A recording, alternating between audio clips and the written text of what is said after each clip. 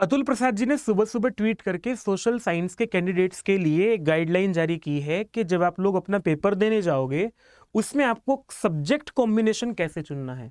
मैं आप लोगों को सीधा ओएमआर शीट दिखाता हूं, लेकिन उससे पहले एक चीज देखो।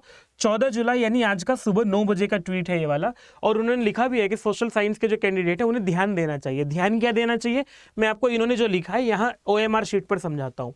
ओएमआर शीट आपके सामने है। आपका जो मेन सब्जेक्ट है पेपर 2 सोशल साइंस के सब्जेक्ट आपका, उसका नाम है general studies and social science. आपका जो पेपर है इसको 3 भागों में बांटा गया है।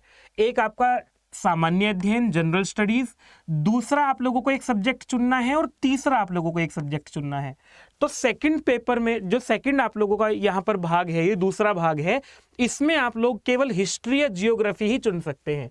देखो यहाँ भी आप लोगों को अब ये भरना पड़ेगा कि आपने क्या चुना है।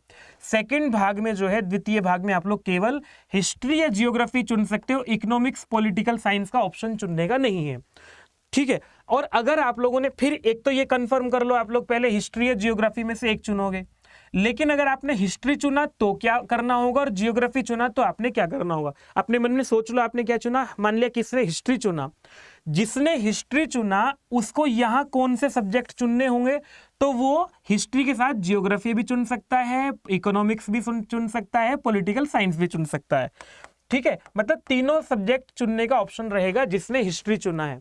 पर जिसने जियोग्राफी चुन लिया है, जियोग्राफी वाले के पास हिस्ट्री चुनने का ऑप्शन नहीं है, और अब उसे इकोनॉमिक्स या पॉलिटिकल साइंस में से यहां चुनना होगा।